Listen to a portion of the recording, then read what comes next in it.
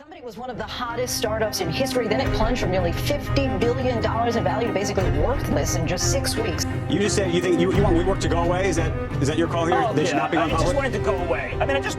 I don't want WeWork. I don't want WeWork at any price. And hit by restructuring charges, SoftBank-backed office-sharing startup WeWork has reported a first quarter net loss of $2.06 billion. Net losses, they were in the billions of dollars, but they are seeing a recovery in terms of occupancy and desk sales. The net loss of $2.1 billion, that includes several one-time expenses, including a close to $500 million payout due to the settlement with co-founder Adam Neumann. WeWork went public on 21st October 2021 at $9 billion valuation. आप में से जो लोग WeWork का नाम पहली बार सुन रहे होंगे वो सोच रहे होंगे तो इसमें कौन सी बड़ी बात है। इसमें बड़ी बात यह है कि इसी कंपनी की एक टाइम पर जो वैल्यूएशन थी वो थी $47 बिलियन। तो ओवर द इयर्स ऐसा क्या हुआ कि इसकी वैल्यू गिरते गिरते $47 बिलियन से $9 बिलियन पर आ गई।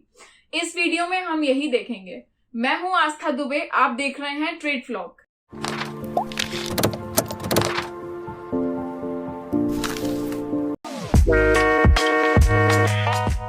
कोवर्किंग की एक लहर 90s से शुरू हुई 2005 तक अपने पीक पर पहुंच गई। इसी नाव पर सवार हुए 2010 में एडम न्यूमन और मिगेल मैकेलबी, जब इन्होंने एक कोवर्किंग टेक स्टार्टअप शुरू किया WeWork। WeWork बेसिकली एक ऐसी जगह थी जहां पर फ्रीलांसर्स या फिर स्मॉल बिजनेस ओनर्स या फिर कोई भी अपनी जरूरत के हिसाब से इतना स्पेस इतने प्राइस पर रेंट कर सकते थे। बहुत ही अच्छा आइडिया था ये, क्योंकि एक कम्युनिटी बन गई जो कम्युनिटी साथ में ग्रो करेगी। एक ऐसी जगह जहां पर लाइक माइंडेड लोग बैठेंगे। मैं पर्सनली कम्युनिटी ग्रोइंग में बहुत ज्यादा विश्वास रखती हूँ, इसलिए मुझे भी इनका आइडिया ये बहुत ही अच्छा लगता है कि एक जगह ऐसे लोग बैठे हैं जो एक दूसरे को हेल्प आउट कर सकते हैं क्वेरीज में। और दिक्कत भी क्या है, किसी के पास 5 एम्प्लॉइज है वो 5 सीट लेके बैठे, कोई एक अकेला फ्रीलांसर है वो अकेले बैठे। तो ये आइडिया था इनका। इतना अच्छा आइडिया, इतनी अच्छी फंडिंग, उसके बाद भी ऐसा क्या हुआ कि ये चल नहीं पाया। अब बात करें कि WeWork के इन्वेस्टर्स कौन थे। गोल्डमैन सैक्स, JP मॉर्गन, अमेजन और सबसे बड़ा और सबसे इंपॉर्टेंट इन्वेस्टर सॉफ्टबैंक। कहते हैं सॉफ्टबैंक के CEO मास्टर योशी सान 2017 में एडम न्यूमन से सिर्फ 12 मिनट के लिए मिले थे और उन्हें एडम न्यूमन में कहीं ना कहीं जैक मा दिखा। उन्हें लगा कि जो WeWork की जो भी थियोरी है वो इतनी अच्छी है कि ये आगे जाके नेक्स्ट अलीबाबा बनेंगे। इसके बाद उन्होंने $4.4 बिलियन की इन्वेस्टमेंट WeWork में करने का फैसला लिया। बात करें WeWork की ग्रोथ के बारे में तो साल दर साल WeWork ने जो ये इन्वेस्टर्स का पैसा था इसे अपने और बिजनेसेस शुरू करने के लिए यूज किया, जैसे कि WeLive जो कि एक को लिविंग स्पेस था और WeGrow जो कि एक स्कूल था बच्चों के लिए जिसकी फीस थी $42,000, यानी कि एक साल की 30 लाख फीस थी। पता नहीं ऐसा क्या पढ़ाते थे ये लोग वहां पर। इन्होंने ये सब बिजनेसेस शुरू किए, लेकिन इन्वेस्टर्स को डाउट होने लगा क्योंकि WeWork के पास इतनी फंडिंग थी, ये लोग एक जायंट बनते जा रहे थे, लेकिन अभी तक इन्होंने कोई प्रॉफिट नहीं कमाया था। लोग सोच रहे थे कि ऐसा कैसे हो सकता है कि एक टेक कंपनी प्रॉफिट दे ही ना रही हो। दरअसल WeWork खुद को एक टेक कंपनी कहते थे, लेकिन असलियत में ये क्या थे? ये एक लैंडलॉर्ड थे जो कि लोगों को स्पेस रेंट कराते थे। लोगों को ये सॉफ्टवेयर तो नहीं बेचते थे, हार्डवेयर और सॉफ्टवेयर जो एक टेक कंपनी थे, लेकिन जो इनकी वैल्यूएशन होती थी वो हमेशा एक टेक कंपनी की तरह होती थी। धीरे धीरे इन्वेस्टर्स को इन पर डाउट होने लगा, क्योंकि भाई इतनी बड़ी कंपनी है, इतनी फंडिंग उठा रखी है हर जगह से, इतने बिजनेसेस हैं, इतनी वैल्यूएशन है, दुनिया के 123 सिटीज में 847 लोकेशंस पर इनके ये कोवर्किंग स्पेसेस हैं। लोग इन्हें इतना पसंद कर रहे हैं तो भी ये प्रॉफिट क्यों नहीं बना रहे हैं? और उनका ये डाउट का जो एक मेन रीजन था वो WeWork का बिजनेस मॉडल खुद ही था। तो WeWork क्या करता था, बहुत बड़ी बड़ी बिल्डिंग्स को 15 साल की लीज पर उन ओनर्स से ले लेता था। अब मान लीजिए कि एक ऐसा समय है कि उस समय ऑक्यूपेंसी भी हाई है और लैंड रेट्स भी हाई है, तो WeWork फायदे में जाएगी। लेकिन अगर इसका उल्टा हो जाता है, यानी कि ऑक्यूपेंसी कम हो जाए, इकोनॉमिक डिप्रेशन आ जाए या फिर कोई भी ऐसी दिक्कत, तो WeWork क्या करेगा? दूसरी बात, 15 साल के लीज का पैसा तो इन्हें ओनर को देना ही है, लेकिन इनकी कोई अपने कस्टमर्स के लिए लीज नहीं होती थी। जो जितनी दिन चाहे उतने दिन वहां रह के काम कर सकता था, फिर आराम से छोड़ सकता था। इसका कोई अलग से पैसा या फिर कोई फीस नहीं लगती थी। जैसे कि मान लीजिए आपने 1 महीने काम किया वीवर्क में, आपको माहौल पसंद नहीं आया या आपको कोई अपनी अच्छी जगह मिल गई तो आप छोड़ सकते हैं। अब ऐसे इतने लोग छोड़ के जाएंगे, लेकिन वीवर्क को तो 15 साल की लीज का पैसा देना ही है। तो इनका बिजनेस मॉडल ही एक तरह से काफी ज्यादा फ्रेजाइल था। इन्वेस्टर्स सोचने लगे कि ये कैसे मैनेज कर रहे हैं इस बिजनेस मॉडल के साथ। जो आईपीओ वीवर्क का 21 अक्टूबर 2021 को आया है, असल में ये सितंबर 2019 में आना था। यहीं से वीवर्क की सारी पोल खुलना शुरू हुई, क्योंकि जब आईपीओ आता है तो कंपनी को अपनी काफी चीजें ट्रांसपेरेंट करनी पड़ती हैं, पब्लिक के सामने रखनी पड़ती हैं, जैसे कि बिजनेस मॉडल, फाइनेंसेस, लॉस, सब कुछ, क्योंकि ऑब्वियसली कंपनी प्राइवेट से पब्लिक हो रही होती है। इनके आईपीओ के आने के पहले जनवरी में सॉफ्टबैंक, जो कि इनका एक तरह से सबसे बड़ा इन्वेस्टर था, वो $16 बिलियन की डील उन्होंने की थी इनके साथ, वीवर्क के साथ, और वो $2 बिलियन की डील पर आ गया।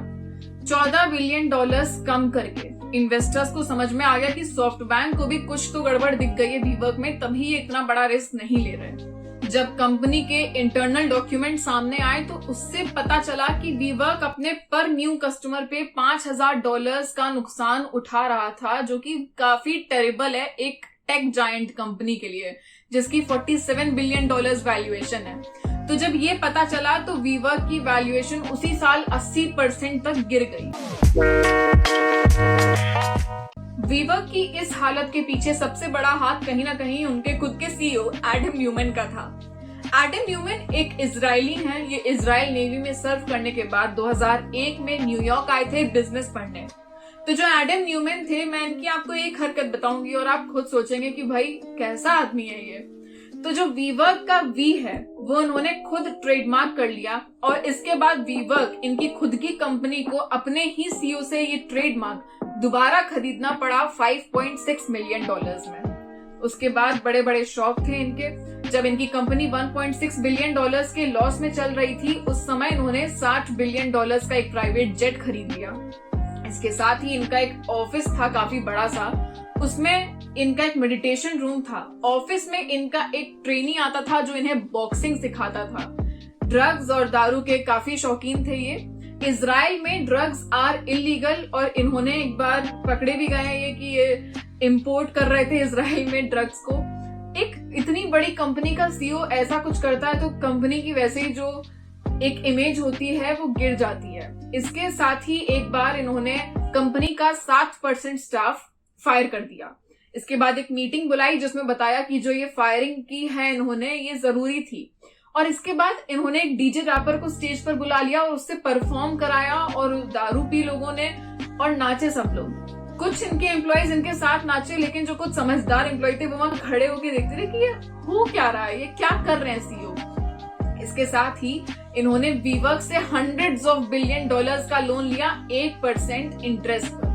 आप सोच रहे होंगे कि एक सीईओ करता ही जा रहा है ऐसे जो करना है, कोई इसे रोक क्यों नहीं पा रहा है। तो दरअसल ऐसा था कि वीवर्क में डुअल शेयर्स काउंट करते थे। इसका मतलब है कि एडम न्यूमैन का 1 वोट बाकी सारे इन्वेस्टर्स के 20 वोट्स के बराबर था, तो इन्हें इनकी मर्जी के खिलाफ कोई इनका कुछ नहीं किया जा सकता था। बेसिकली ये एक तरह से वीवर्क के भगवान बन गए थे, या एक तरह से वीवर्क के राक्षस बन गए थे जो वीवर्क को लेकर डूब ही रहे थे। और इसके साथ साथ इन्होंने वीवर्क की बिल्डिंग्स जो थी, इन्होंने अपनी ही बिल्डिंग्स वीवर्क को रेंट करवाई, यानी कि इनकी कंपनी इन्हें ही पे कर रही थी वहां पर रहने के लिए। तो वीवर्क सिर्फ एक रियल एस्टेट प्रोवाइडर था जो खुद को एक टेक स्टार्टअप कहता था। इनके जो सीईओ थे वो इन्हें ले डूबे। इनकी और भी चीजें, इनका बिजनेस मॉडल इन्हें ले डूबा। आइडिया बहुत अच्छा था, लेकिन सिर्फ आइडिया से बिजनेस नहीं चलते। इसका सबसे बड़ा एग्जाम्पल वीवर्क ही है।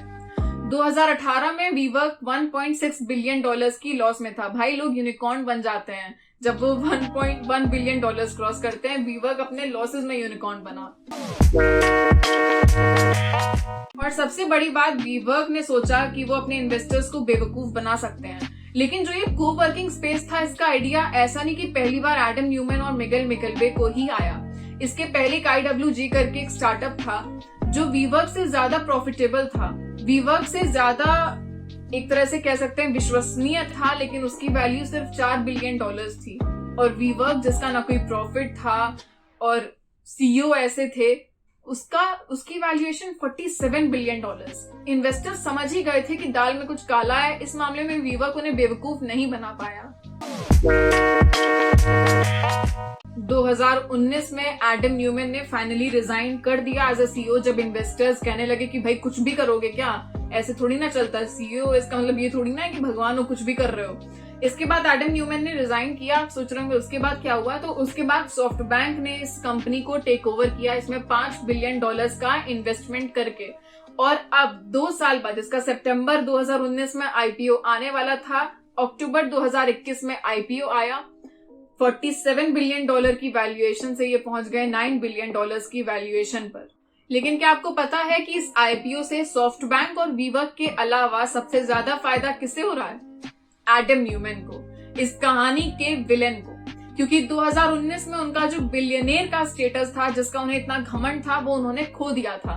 लेकिन जैसे ही ट्रेडिंग शुरू हुई थर्सडे को इस कंपनी के आईपीओ की, तो उनकी जो वैल्यूएशन है, नेट वर्थ है, वो फिर से $1.6 बिलियन पर पहुंच गई। क्योंकि एडम न्यूमैन के अभी भी इस कंपनी में 7% स्टेक्स हैं, तो अभी भी वो कहीं ना कहीं फायदा उठा ही रहे हैं। बस फिर से ऐसा ना करें वो वीवर्क के साथ।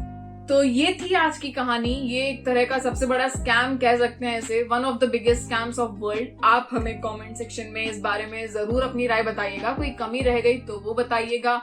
ये वीडियो कैसा लगा, हमारे एफर्ट्स कैसे लगे, वो बताइएगा। हम मिलेंगे आपसे अपने अगली वीडियो में। तब तक make sure you like, comment and share this video and subscribe to our channel trade blog.